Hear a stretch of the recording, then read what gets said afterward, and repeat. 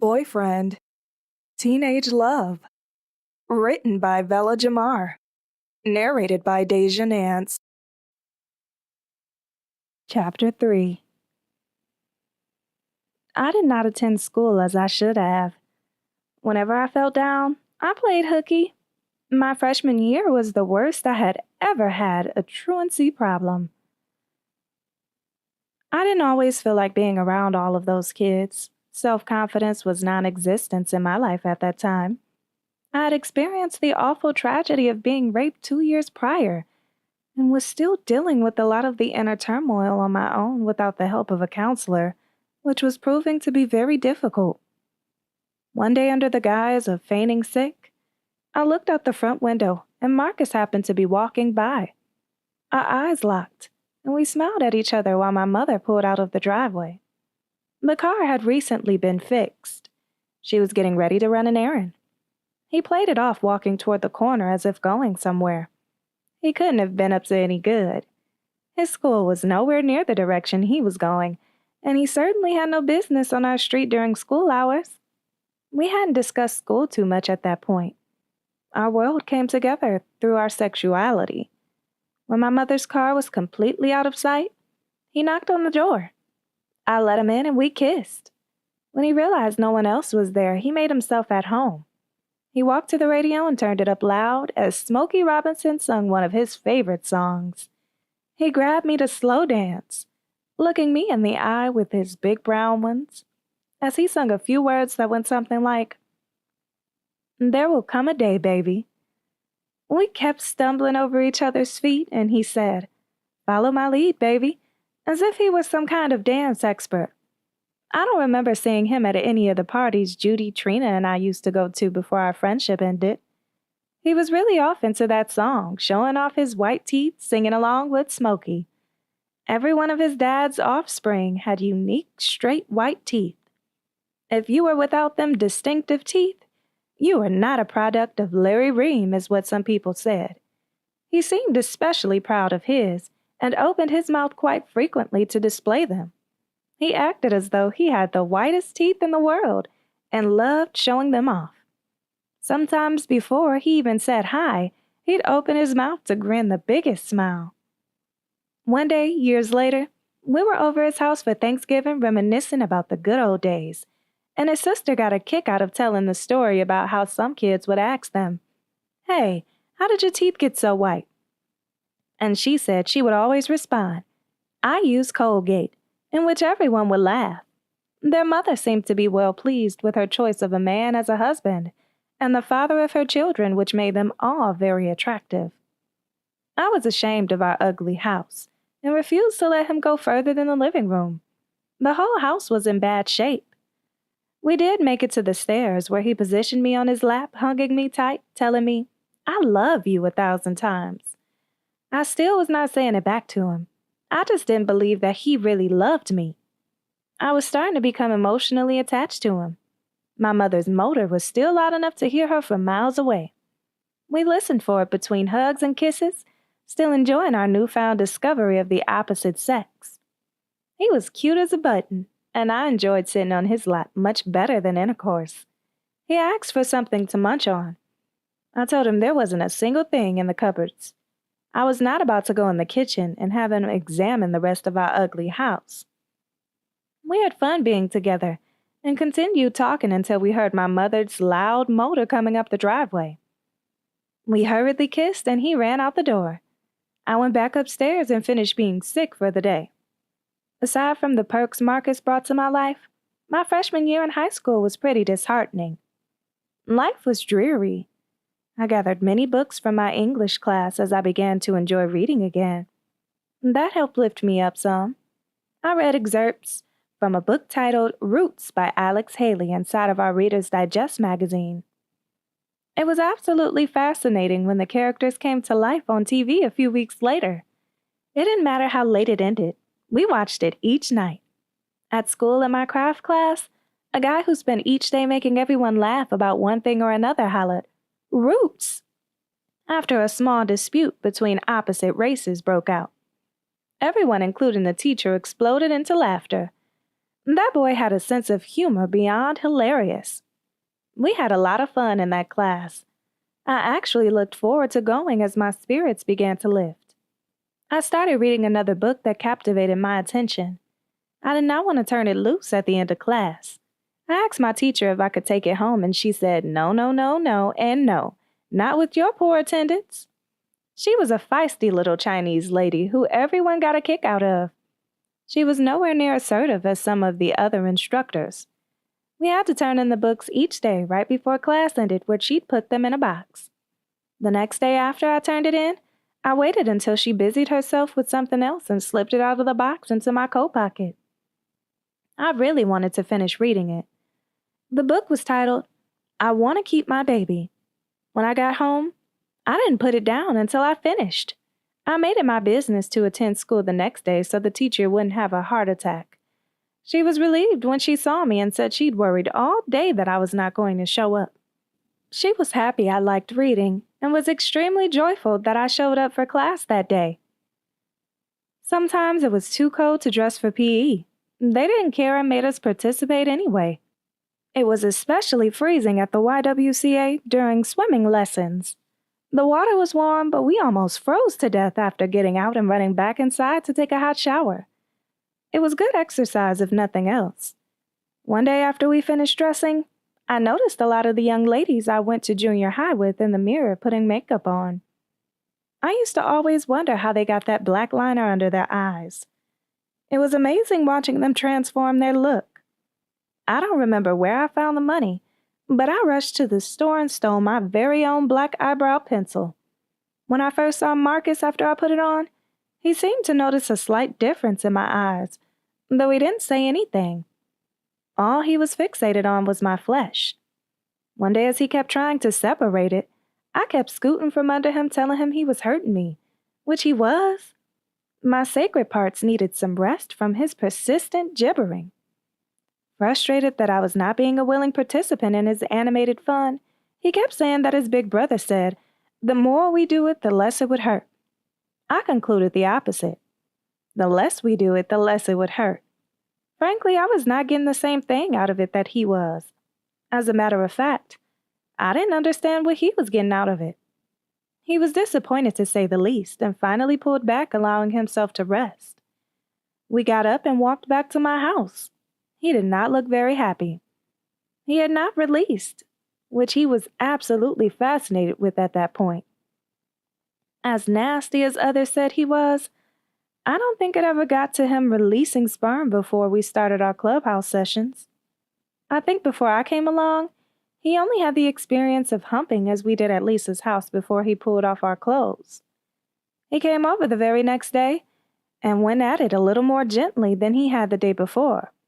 He was strong and gentle, and I loved him more than anything in the world. He was my baby, and there was nothing I wanted more than to be with him forever. I was so emotionally involved with him, it might have been impossible to stop loving him. I knew for sure that he loved me even if it was only sexually in the beginning. We were kids. What else could we possibly have offered each other at that time? He continued to be excited when he released, and I continued to be excited when he got up, out and off of me. Afterwards, we'd just lie in each other's arms. He talked and I listened. I was still pretty introverted, and I still didn't understand why he wanted me. For sex, I concluded. We never did anything else together. He was the most attractive dude in the neighborhood, and I was the plainest girl on my block. I told him on a number of occasions, "You don't love me." He kept telling me that he did, and reassured he could have had any girl that he wanted. He was that cute, and a bit conceited when he wanted to be. As I was about to complete my long walk home from school one afternoon, Marcus caught me as I was getting ready to turn the final corner. With that trademark grin pasted across his face, he directed us to the clubhouse. He must have gotten a ride home or hadn't gone to school at all that day. His school seemed to have been a lot further away than my own. He opened his hands for me to step in as he helped lift me over the fence.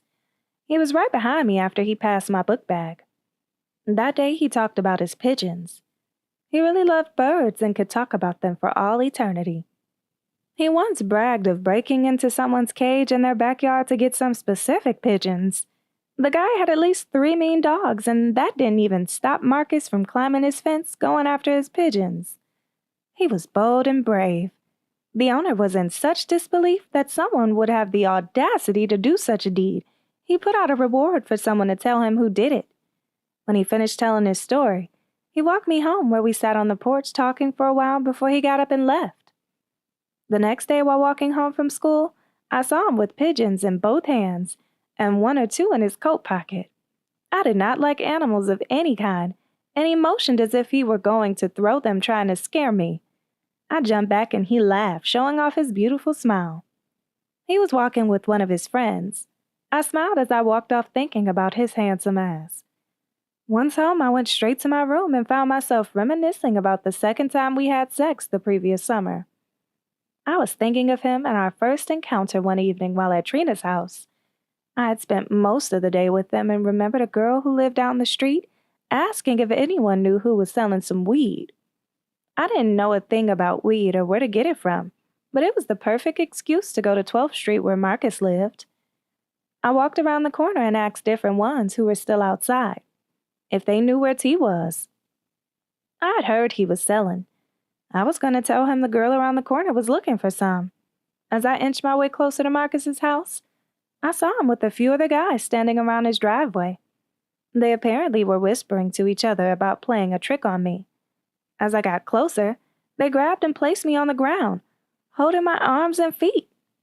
They told Andre, Brenda and Olita's brother, whom they were teasing of still being a virgin to, "Get on top and get you some, boy. Get on top and get you some." While holding me down, laughing to see what he would do, I hollered for them to let me go, let me go. He didn't even come towards me. They released me and ran off. The only one I chased after was Marcus. I grabbed his hair after I caught him in the field, and he led us to the next street.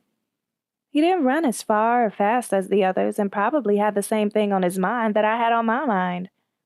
It's as if he wanted to be caught.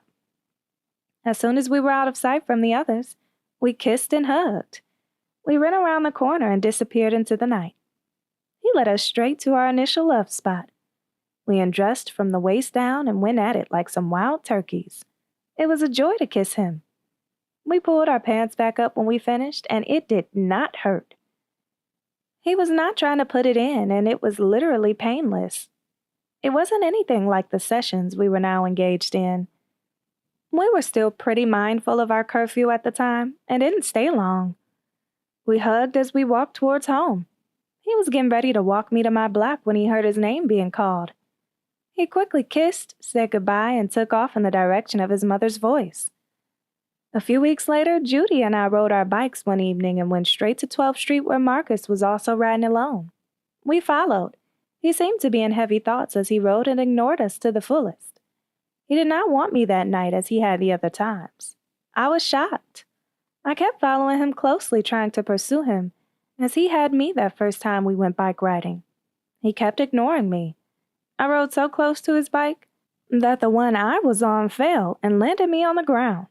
He stopped to help me up as I lay there playing dead, flushed with embarrassment.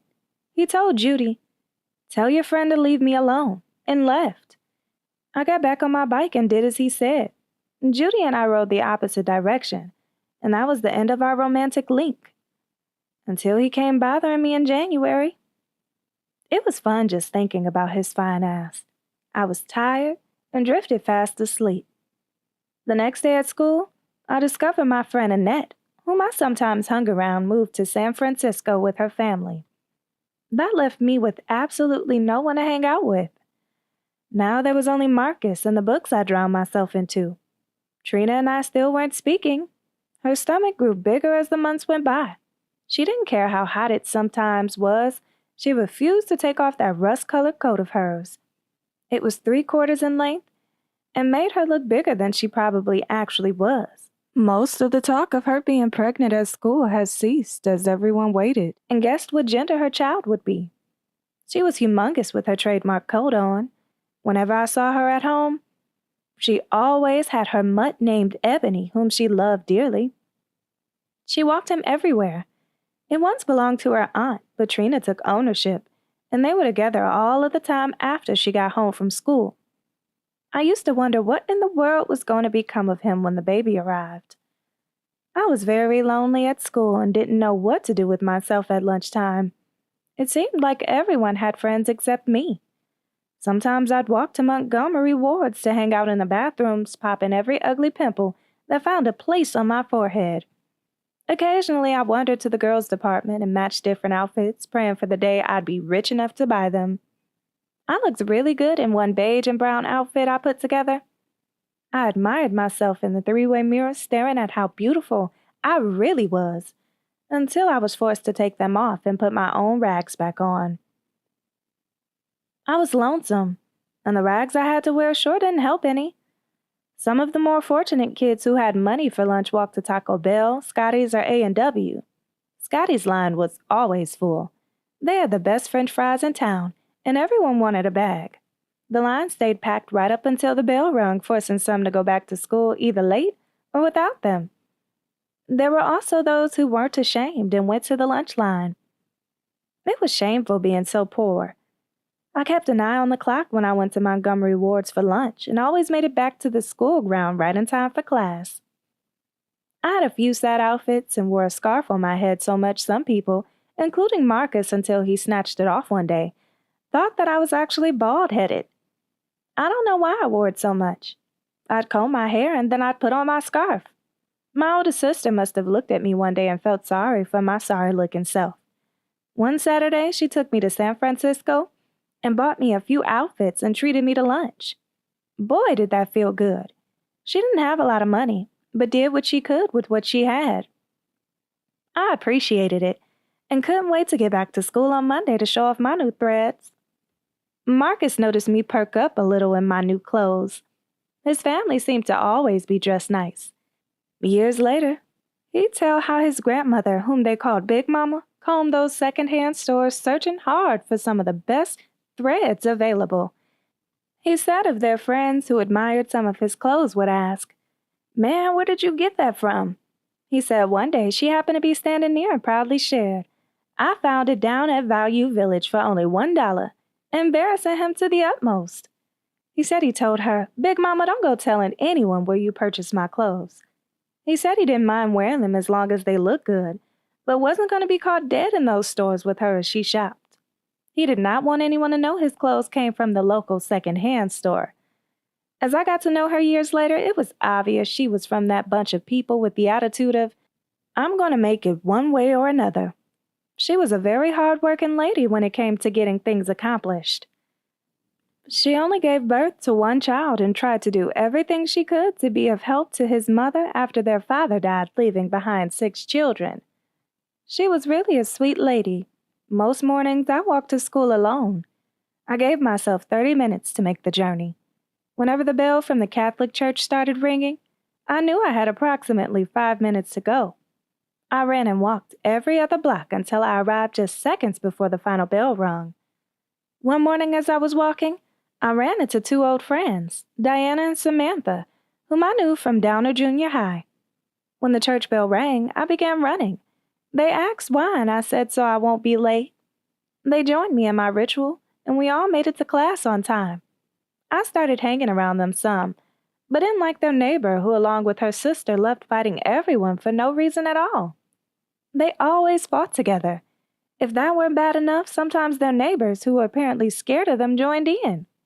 They double-teamed a lot of innocent people during our school days. It began when we attended junior high, and now that we were all at Harry L's, they continued terrorizing completely innocent people. Marcus said they went all the way back to Woods Elementary School with their ritual of double-teaming whoever they fought. They were truly the school's 2 biggest bona fide bullies. This has been Boyfriend, Teenage Love, written by Vella Jamar, narrated by Deja Nance.